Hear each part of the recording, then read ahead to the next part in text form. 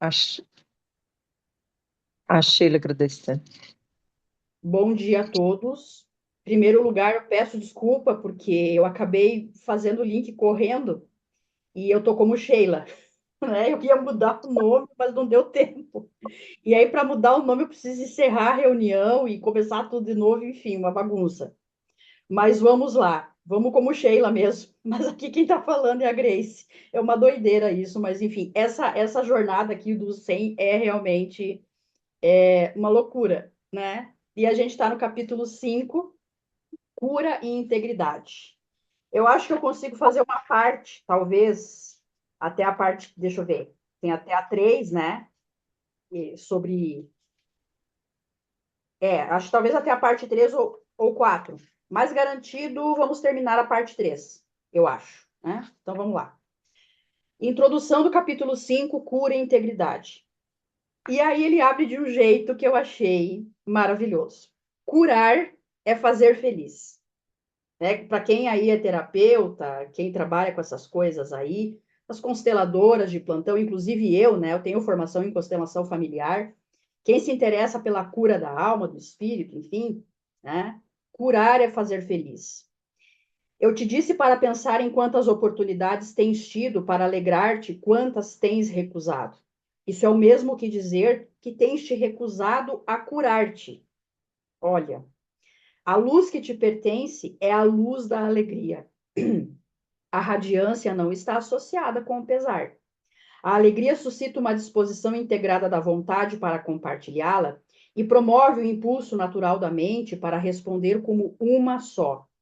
Aqueles que tentam curar sem ser totalmente alegres suscitam simultaneamente diferentes tipos de respostas, privando assim os outros da alegria de responder com todo o coração. Olha que sério isso. Tentar curar alguém sem ser totalmente alegre. Olha o que ele está dizendo. Muito interessante. Para ser de todo o coração, tens que ser feliz.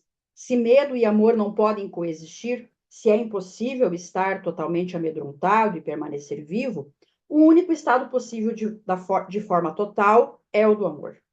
Não há diferença entre amor e alegria. Sendo assim, o único estado que é totalmente possível é o de total alegria. Curar ou alegrar é, portanto, mesmo que integrar e unificar. Por isso é indiferente a que parte ou através de que parte da filiação é oferecida a cura. É indiferente, né? Todas as partes são beneficiadas e beneficiadas igualmente. Tu estás sendo abençoado por qualquer pensamento benéfico de qualquer dos teus irmãos em qualquer lugar. Por gratidão, deverias querer abençoá-los em retribuição. Não precisas conhecê-los individualmente, nem eles a ti. A luz é tão forte que se irradia através da filiação e retorna os agradecimentos ao Pai, por irradiar sobre ela sua alegria. Só as crianças santas de Deus são canais dignos da sua bela alegria, porque só elas são suficientemente belas para mantê-la, por compartilhá-la. É impossível para uma criança de Deus amar a seu próximo a não ser como a si mesma. Por isso, a oração daquele que cura é: que eu conheça esse irmão como conheço a mim mesmo. Lindo isso. Parte 1. Eu li só a introdução, tá? Agora, parte 1. O convite ao Espírito Santo. A cura é um pensamento pelo qual duas mentes percebem a sua unicidade e vêm a ser contentes. Esse contentamento convoca todas as partes da filiação a regozijarem-se com elas e permite que Deus se manifeste para elas e através delas. Só a mente curada pode experimentar a revelação com efeito duradouro, porque a revelação é uma experiência de pura alegria. Se não escolhe ser totalmente alegre, a tua mente não pode ter o que ela não escolhe ser. A nossa mente não pode ter o que não escolhe, tem que escolher, né? Lembra-te que o espírito não conhece diferença entre ter e ser. Estou parando para autorizar as pessoas, tá? A mente superior pensa de acordo com as leis que o espírito obedece e assim honra apenas as leis de Deus. Para o espírito, obter não tem significado e dar é nada. Tendo tudo, o espírito mantém todas as coisas, dando-as e assim cria como o Pai criou. Embora esse tipo de pensamento seja totalmente alheio à posse de coisas, mesmo para a mente inferior, é bastante compreensível no que diz respeito às ideias. Se compartilhas uma posse física, de fato, divides essa propriedade. Se compartilhas uma ideia, porém, não a diminuis. Ela ainda é toda tua, apesar de ter sido dada totalmente. Além disso, se a pessoa a quem a deste a aceita como sua própria, essa pessoa a reforça na tua mente, assim aumenta.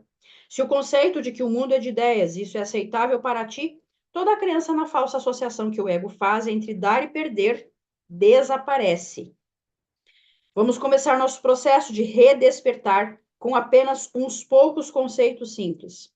Os pensamentos aumentam por serem dados. Quanto maior é o número dos que neles acreditam, mais fortes passam a ser. Tudo é uma ideia. Como é possível, então, que dar e perder sejam associados? Esse é o convite do Espírito Santo, ou melhor, esse é o convite ao Espírito Santo. Já tenho dito que posso alcançar o que está acima e trazer o Espírito Santo para ti, mas só posso trazê-lo a ti com o teu próprio convite.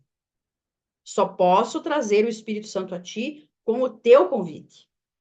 O Espírito Santo está em tua mente certa, assim como estava na minha. A Bíblia diz: tende em vós a mesma mente que estava também em Cristo Jesus. E usa isso como uma bênção. É a bênção da mente disposta para o milagre. Ela pede que possas pensar como eu pensei, unindo-te a mim no pensamento de Cristo. O Espírito Santo é a única parte da Santíssima Trindade que tem uma função simbólica. Ele é chamado o curador, o consolador e o guia. Ele também é descrito como algo separado, à parte do Pai e do Filho. Eu mesmo disse: se eu me for, vos enviarei um outro consolador, e ele habitará convosco. Sua função simbólica faz com que o Espírito Santo seja difícil de compreender, porque o simbolismo é aberto a interpretações diferentes. Como homem e também como uma das criações de Deus, o meu pensamento certo, que veio do Espírito Santo ou a inspiração universal, ensinou-me em primeiro lugar e acima de tudo que essa inspiração é para todos. Eu mesmo não poderia tê-la em mim sem saber disso.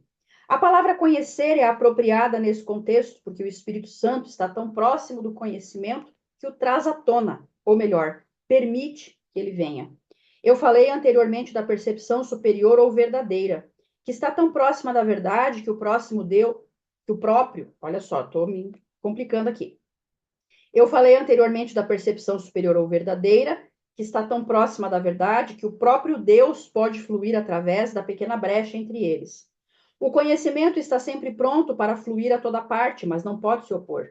Assim, sendo, podes obstruí-lo, embora nunca possas perdê-lo. O Espírito Santo é a mente de Cristo, que é ciente do conhecimento que está além da percepção.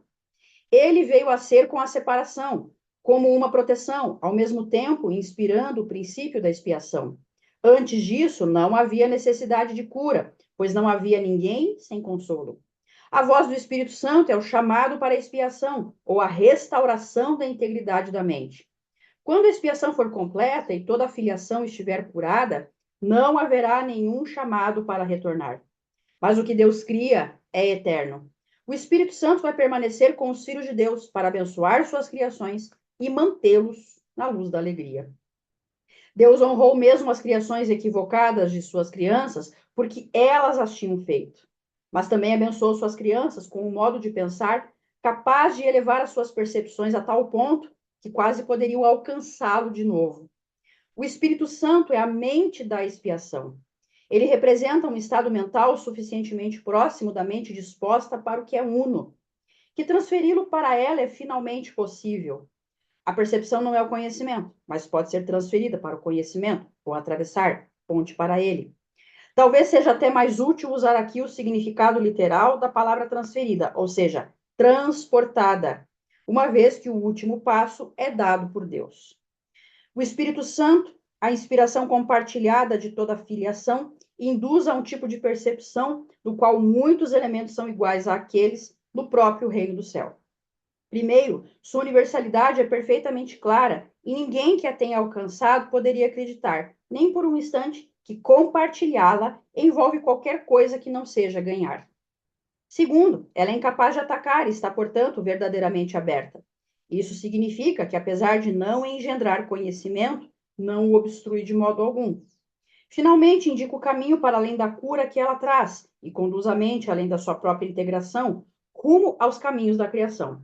É nesse ponto que ocorre uma mudança quantitativa suficiente para produzir um deslocamento qualitativo real. Agora vamos para a parte 2, a voz por Deus. A cura não é criação, é reparação. O Espírito Santo promove a cura olhando além dela para o que eram as crianças de Deus, antes que a cura fosse necessária, e para o que serão quando tiverem sido curadas. Essa alteração da sequência temporal deveria ser bastante familiar, porque é muito similar ao deslocamento na percepção do tempo que o milagre introduz. O Espírito Santo é a motivação para a mentalidade milagrosa, a decisão de curar a separação, deixando que ela se vá. A tua vontade ainda está em ti, porque Deus colocou em tua mente, e embora possas mantê-la adormecida, não podes obliterá-la. O próprio Deus mantém a sua vontade viva, transmitindo a partir da sua mente para a tua enquanto o tempo existir. O milagre em si é um reflexo dessa união de vontade entre pai e filho. O Espírito Santo é o espírito da alegria. Ele é o chamado para o retorno com o qual Deus abençoou as mentes de seus filhos separados. Essa é a vocação da mente. A mente não tinha nenhuma vocação até a separação, porque antes disso tinha apenas o que ela é e não teria compreendido o chamado para o pensamento certo.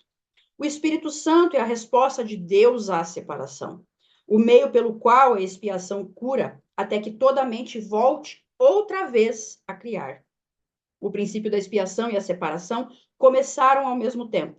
Quando o ego foi feito, Deus colocou na mente o chamado para a alegria. Esse chamado é tão forte que o ego sempre se dissolve ao seu som. Essa é a razão pela qual tens que escolher ouvir uma dentre as duas vozes dentro de ti mesmo. Uma tu mesmo fizeste, e essa não é de Deus. Mas a outra te foi dada por Deus, que apenas te pede para escutá-la. O Espírito Santo está em ti num sentido muito literal. Sua é a voz que te chama de volta para onde antes estavas e estarás outra vez. Mesmo nesse mundo, é possível ouvir apenas essa voz e nenhuma outra.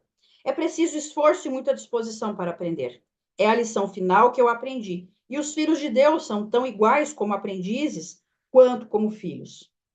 Tu és o reino do céu, mas tens permitido que a crença nas trevas entre na tua mente e, portanto, precisas de uma nova luz. Tens que permitir que o Espírito Santo, que é a radiância, possa banir a ideia da escuridão. Sua é a glória diante da qual a dissociação cai por terra e o reino do céu penetra no que lhe é próprio. Antes da separação, não precisavas de orientação. Tu conhecias como virás a conhecer novamente, mas como não conheces agora. Deus não guia, porque ele só pode compartilhar o conhecimento perfeito.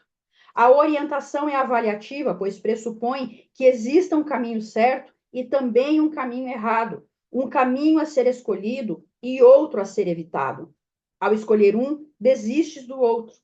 A escolha pelo Espírito Santo é a escolha por Deus.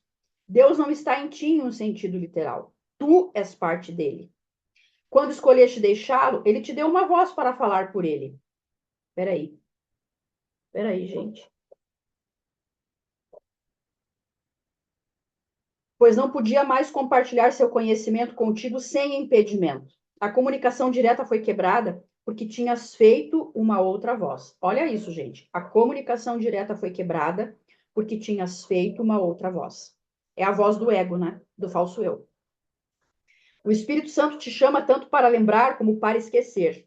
Tu escolheste estar em um estado de oposição no qual opostos são possíveis. Como resultado, há escolhas que tens que fazer.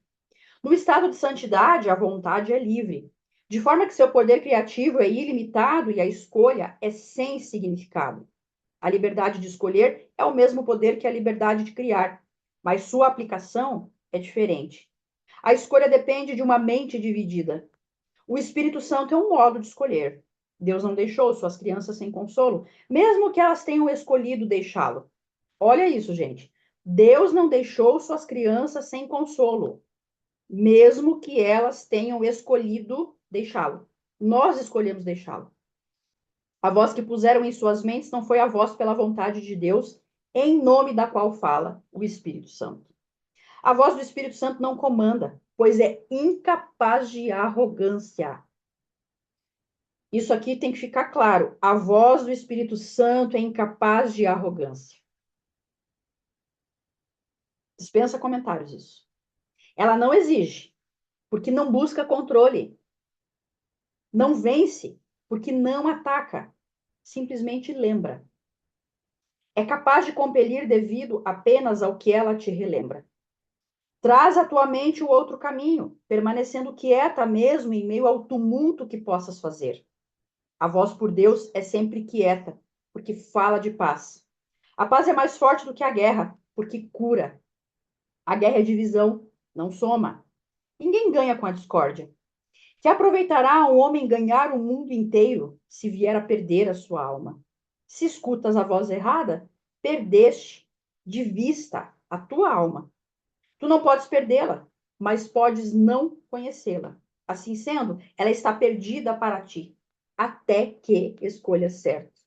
Sensacional essa passagem. É o ponto 7 da parte 2. Sensacional, sem comentários. O Espírito Santo é o teu guia na escolha. Ele está na parte da tua mente que sempre fala a favor da escolha certa, porque fala por Deus. Ele é a tua comunicação remanescente com Deus, que podes interromper, mas não podes destruir. O Espírito Santo é o caminho no qual a vontade de Deus é feita assim na terra como no céu. Tanto o céu quanto a terra estão em ti, porque o chamado de ambos está na tua mente. A voz por Deus vem dos teus próprios altares a ele. Esses altares não são coisas, são devoções. No entanto, tu tens outras devoções agora. A tua devoção dividida te deu as duas vozes e tens que escolher em que altar queres servir. O chamado a que respondes agora é uma avaliação, porque é uma decisão. A decisão é muito simples. Ela é tomada tendo por base qual é o chamado que tem maior valor para ti. A minha mente sempre será como a tua, porque nós somos criados como iguais. Foi apenas a minha decisão que me deu todo o poder no céu e na terra. Minha única dádiva a ti é ajudar-te a tomar a mesma decisão. Essa decisão é a escolha de compartilhá-la, porque a decisão em si é a decisão de compartilhar. Ela é tomada pelo ato de dar, sendo, portanto, a única escolha que se assemelha à criação verdadeira. Eu sou o teu modelo para a decisão, decidindo-me por Deus. Eu te mostrei que essa decisão pode ser tomada e que tu podes tomá-la. Eu te assegurei que a mente que decidiu por mim está também em ti e que podes deixar que ela mude a ti, assim como mudou a mim. Essa mente é inequívoca, pois ouve apenas uma voz e responde de apenas um modo. Tu és a luz do mundo comigo. O descanso não vem do sono, mas do despertar. O Espírito Santo é o chamado para despertar e ser contente. O mundo está muito cansado porque ele é a ideia da exaustão. Nossa tarefa é a obra alegre de despertá-lo para o chamado daquele que fala por Deus. Todos responderão ao chamado do Espírito Santo, ou a filiação não pode ser una. Que melhor vocação poderia haver para qualquer parte do reino do que restaurá-lo à integração perfeita, capaz de fazê-lo íntegro? Ouve apenas isso através do Espírito Santo dentro de ti. E ensina os teus irmãos a escutar assim como eu estou te ensinando. Quando és tentado pela voz errada, chama por mim para lembrar-te como curar, compartilhando a minha decisão e fazendo com que ela seja mais forte. Na medida em que compartilhamos essa meta, aumentamos o seu poder para atrair toda a filiação e trazê-la de volta à unicidade em que foi criada. Lembra-te que jugo significa união e fardo significa mensagem. Vamos reformular. Meu jugo é suave, meu fardo é leve. Deste modo, vamos nos unir, pois a minha mensagem é luz. Eu determinei que te comportasses como eu me comportei, mas para fazer isso nós temos que responder à mesma mente. Essa mente é o Espírito Santo, cuja vontade é sempre a favor de Deus. Ele te ensina como ter em mim o modelo para o teu pensamento e, consequentemente, comportar-te como eu. O poder de nossa motivação conjunta está além da crença, mas não além da realização. O que nós podemos realizar juntos não tem limites, pois o chamado daquele que fala por Deus é o chamado ao ilimitado. Criança de Deus, minha mensagem é para ti, para que a ouças e a transmitas aos outros à medida em que respondes ao Espírito Santo dentro de ti. Parte 3. O guia para a salvação. O caminho para reconhecer o teu irmão é pelo reconhecimento do Espírito Santo nele. Eu já disse que o Espírito Santo é a ponte para a transferência da percepção ao conhecimento, de modo que podemos usar esses termos como se estivessem relacionados, porque em sua mente eles estão. Essa relação tem que estar na sua mente, porque se não estivesse, a separação entre os dois modos de pensar não estaria aberta à cura. Ele é parte da Santíssima Trindade, porque a sua mente é em parte tua e em parte de Deus. Isso precisa ser esclarecido, mas não em palavras, mas em experiência. O Espírito Santo é a ideia da cura. Sendo pensada, a ideia ganha à medida em que é compartilhada. Sendo o chamado daquele que fala por Deus, é também a ideia de Deus. Como és parte de Deus, és também a ideia de ti mesmo, assim como a de todas as suas criações. A ideia do Espírito Santo compartilha as características de outras ideias, porque segue as leis do universo, do qual faz parte. Ela é fortalecida ao ser dada a outros. Aumenta em ti na medida em que a dás ao teu irmão. Teu irmão não precisa estar ciente do Espírito Santo nele mesmo ou em ti para que este milagre ocorra. Ele pode ter dissociado o chamado por Deus, assim como tu fizeste. Essa dissociação é curada nos dois à medida que tu vens a estar ciente do chamado daquele que fala por Deus nele, e assim reconheces o que é esse chamado. Existem dois modos diametralmente opostos de ver o teu irmão. Ambos têm que estar em tua mente, porque tu és aquele que percebe. Eles também têm que estar na dele, porque tu o estás percebendo. Vê o teu irmão através do Espírito Santo na sua mente e o reconhecerás na tua. O que reconheces no teu irmão, estás reconhecendo em ti mesmo, e o que compartilhas, tu fortaleces. A voz do Espírito Santo é fraca em ti. É por isso que tens que compartilhá-la. Ela tem que aumentar em força antes que possas ouvi-la. É impossível ouvi-la em ti mesmo quando ela está tão fraca em tua mente. Ela não é fraca em si, mas está limitada pela tua recusa em ouvi-la. Se cometeres o equívoco de procurar o Espírito Santo apenas em ti mesmo, os teus pensamentos vão assustar-te, porque por adotar o ponto de vista do ego, estás empreendendo uma viagem que é alheia ao ego, usando o ego como guia. Isso está fadado a produzir medo. O atraso é do ego, porque o tempo é um conceito egótico. Tanto o atraso como o tempo são sem significado na eternidade. Eu já disse antes que o Espírito Santo é a resposta de Deus ao ego. Tudo que o Espírito Santo te lembra está em oposição direta às noções do ego, porque percepções verdadeiras e falsas são opostas em si mesmas. O Espírito Santo tem a tarefa de desfazer o que o ego tem feito. Ele o desfaz no mesmo nível em que o ego opera, ou a mente não seria capaz de compreender a mudança. Eu tenho enfatizado repetidamente que o nível da mente não é compreensível para outro. Assim é com o ego e o Espírito Santo, com o tempo e a eternidade. A eternidade é uma ideia de Deus. Logo, o Espírito Santo a compreende perfeitamente. O tempo é uma crença do ego. Então, a mente inferior, que é o domínio do ego, aceita sem questionamento. O único aspecto do tempo que é eterno é o agora. O Espírito Santo é o mediador entre as interpretações do ego e o conhecimento do espírito. Sua capacidade de lidar com símbolos faz com que ele seja capaz de trabalhar com as crenças do ego em sua própria linguagem. Sua capacidade de olhar para o que está além dos símbolos na eternidade torna-o capaz de compreender as leis de Deus pelas quais ele fala. O Espírito Santo pode, portanto, desempenhar a função de reinterpretar o que o ego faz, não pela destruição, mas pela compreensão. A compreensão é luz, e luz conduz ao conhecimento. O Espírito Santo está na luz porque ele está em ti, que és luz, mas tu mesmo não tens conhecimento disso. Portanto, é tarefa do Espírito Santo reinterpretar-te a favor de Deus. Não podes compreender a ti mesmo sozinho. Isso é assim porque não tem significado a parte do teu lugar de direito na filiação. E o lugar de direito na filiação é em Deus. Essa é a tua vida, a tua eternidade e o teu ser. É isso que o Espírito Santo te lembra. É isso que o Espírito Santo vê. Essa visão assusta o ego porque é tão calma. A paz é o maior inimigo do ego, porque de acordo com a sua interpretação da realidade, a guerra é a garantia da sua própria sobrevivência. O ego vem a ser forte na discórdia. Se acreditas que há discórdia, vais reagir de forma perversa, pois a ideia de perigo entrou em tua mente. A ideia em si mesma é um apelo ao ego. O Espírito Santo é tão vigilante quanto o ego ao chamado do perigo, opondo-se ao perigo com a sua força, assim como o ego recebe com boas-vindas. O Espírito Santo neutraliza essas boas-vindas, dando-as a paz. A eternidade e a paz estão tão intimamente relacionadas, quanto o tempo e a guerra. O significado da percepção é derivado dos relacionamentos. Aqueles que aceitas são os fundamentos das tuas crenças. A separação é apenas outro termo para a mente dividida. O ego é o símbolo da separação, assim como o Espírito Santo é o símbolo da paz. O que percebes nos outros estás fortalecendo em ti mesmo. Podes permitir que a tua mente receba de modo equivocado, mas o Espírito Santo permite que a tua mente reinterprete as tuas próprias percepções equivocadas. O Espírito Santo é o professor perfeito. O Espírito Santo é o professor perfeito. Amei essa frase. Ele usa apenas o que a tua mente já compreende para te ensinar que não a compreendes. O Espírito Santo pode lidar com o aluno relutante, sem ir contra a mente do aluno, porque parte dela ainda é a favor de Deus. Olha que lindo isso.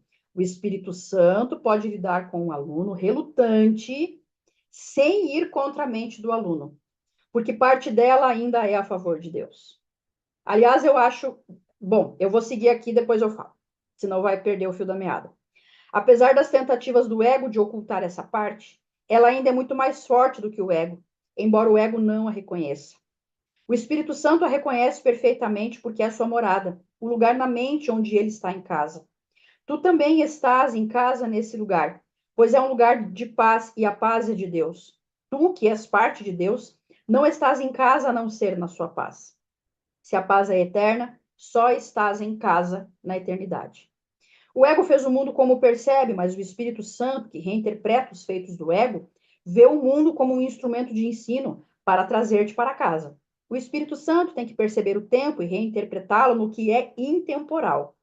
Ele tem que trabalhar através dos opostos, pois tem que trabalhar com a mente que está em oposição por ela. Corrige e aprende e se aberto ao aprendizado. Tu não fizeste a verdade, mas ela ainda pode libertar-te. Olha como o Espírito Santo olha e compreende como ele compreende. A sua compreensão olha de volta para Deus em memória de mim. Ele está em comunhão com Deus sempre e ele é parte de ti. Ele é teu guia para a salvação, porque guarda a memória de coisas passadas e por vir e as traz ao presente. Ele mantém esse contentamento de modo gentil em sua mente, pedindo apenas que tu o aumentes em seu nome, compartilhando-o para aumentar a sua alegria em ti. Eu vou parar por aqui, a gente leu as 3 primeiras partes, ficamos na 4, né? Paramos na 4. Eu achei isso aqui sensacional. O que vocês acharam? Dani, Ana Paula, Pauline, querem fazer algum comentário? Eu não quero ficar só eu falando, mas me chamou muito a atenção isso aqui. O Eu, Espírito Santo lida, é, não pode falar. o Espírito Santo lida com o aluno relutante sem ir contra a mente do aluno. Me parece que esse é o verdadeiro curador, né? Sem ir, É, a pessoa sabe que ela não pode ir desmontando assim rápido a defesa do outro. Então é sutil, não tem arrogância, isso, não tem imposição. Eu achei isso é, sensacional. Fale, Pauline. isso, isso casa com o que eu ia falar lá do início, quando na parte 2 que ele falou que a voz do Espírito Santo é incapaz de arrogância. Porque essa sutileza, né? Essa sutileza que às vezes faz a gente, se você não estiver atento, faz você duvidar. Porque é uma sutileza mesmo. É uma coisa que te traz paz, né? Você saber que é o Espírito Santo. Eu achei sensacional. A voz dele é incapaz de arrogância. Eu Eu, achei eu tive, sensacional a eu tive parte, experiências assim. Fale, Dani. a, a parte que fala sobre essa paz que só consegue ser acessada na eternidade e essa luta para manter essa divisão, né? Eu achei isso interessantíssimo. Dessa paz que excede todo o entendimento que é falada na Bíblia. Isso. ah, do Espírito Santo, como vocês acabaram de falar, que é o Consolador, mas não vai, ele vai bater, né? Mas ele não vai arrombar uma porta. Esse respeito, como Deus respeita cada filho, e conhece, lógico, porque ele criou, e por isso não vai estar, agora, como a Pauline acabou de falar, forçando um limite que você não é capaz ainda de acessar. Então, ele vem em doses ali pequenas, né? Como ela falou, muitas vezes nós não percebemos. E aí ele vai de novo, porque ele é eterno, Então, ele É, está sempre disponível e sempre ao nosso alcance. Quando? Eternamente. Maravilhoso. porque muitas vezes, igual ele falou também, se a gente escuta a voz errada, a gente perde a nossa alma. Aí, se você não está atenta a essa sutileza, você vai por uma outra voz que grita, e aí para onde que a gente vai? Para a perdição mesmo da alma da gente, né? Achei isso interessantíssimo. Eu Eu acordei, também. eu acordei hoje com esse versículo, foi uma coisa muito. O Espírito Santo, né, com a sua sutileza, me trouxe justamente hoje esse versículo de que adianta ganhar o mundo inteiro e perder a sua alma. Aquilo caiu assim, eu fui fazer o café hoje pensando, e aí veio justamente essa parte. E eu achei fenomenal que a gente às vezes está num turbilhão. A mente é muito faladeira, né? Essa mente dividida, separada, ela é muito faladeira. E aí você percebe, né, aquilo que Jesus fala em João 10, a voz do pastor, daquele que é realmente o pastor das ovelhas. A gente escuta a voz dele. E naturalmente rechaça uma voz que não é a voz dele. Eu não sei, gente, eu achei muito sensacional isso. Isso Essa me remete. não tem arrogância. Quando tem arrogância, desconfie, daí não é o Espírito Santo. Fale, Dani. Isso me remeteu muito àquela passagem, agora não vai vir, me ajudem, do profeta, quando ele vai falando que vem a tempestade, vem, né? Aí depois ele fala que o Espírito de Deus está na calma, na brisa, na Isso. brisa. Eu achei, na hora que falou, eu falei, cara, olha que interessante, que o Espírito de Deus está naquela brisa. Eu lembrei de João 3, né? A conversa com Nicodemos, né? Ele fala dos ventos do Espírito, que o Nicodemos está perguntando ali, mas nascer de novo vai ter que voltar para a barriga da mãe. Claro, Nicodemos era um professor, né? Um rabino, um letrado. Daí Jesus diz, não, não é sobre isso. Não é sobre isso. Mas, de fato, assim, eu tive experiências, não muitas, né? Eu tive experiências em que eu vivi isso. Essa coisa sutil, sabe? Aquela coisa que vem, que, como a Pauline disse, você duvida. Mas daí do que a gente É, tem que duvidar, a gente não duvida, né? Esse é o problema. a voz que grita, a gente não duvida, não, a gente corre para ela, né? A voz sutil, a gente fica duvidando. Oh, meu Deus, eu tô falando de mim, viu, gente? Mas Sim, gente, por isso que eu digo, eu tive algumas experiências, eu também não vou me arrogar aqui dizendo que, nossa, eu vivi coisas. Não, eu tive algumas experiências assim, em que agora eu entendo que era realmente o Espírito Santo, né? eu anotei uma frase aqui também que eu achei muito bonita. Eu só posso trazer o Espírito Santo com o seu convite. Isso. E a gente convida tanta coisa que não deve, né?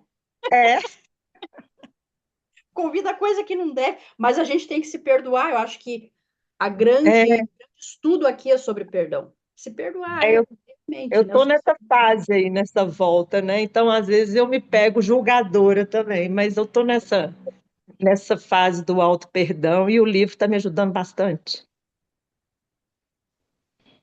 Não sei se Dani quer falar mais alguma coisa. A Dani se entusiasmou também com a leitura. No livro é fantástico. Não, não quero falar, não, vou ficar aqui só degustando. Mas o livro é fantástico. O livro trata o que a Paulinha acabou de falar, de você olhar para o perdão cada vez mais. Eu acho que é a ilusão da separação. Eu volto de novo nisso, e cada vez quando você vai tirando essa ilusão, é você retornando, esse retorno aí, que a gente acabou de falar. O retorno ao quê? Ao amor, que é a verdade, que não existe separação, entendeu? E quanto mais você acessa, você consegue ter um olhar, eu espero, para si e para o próximo de acolhimento, que você Exato. sabe que todos estão, inclusive, todos estão, né, nesse caminho. Fantástico isso, Dani. É exatamente isso. É entender a si mesmo e ao outro. O Espírito Santo opera isso em nós. E aí vem o perdão, né? O perdão está justamente aí. Eu vou interromper a gravação, nós ficamos por aqui. Deixou um bom dia aí para todas. E aí a gente segue conversando mais um pouco aqui.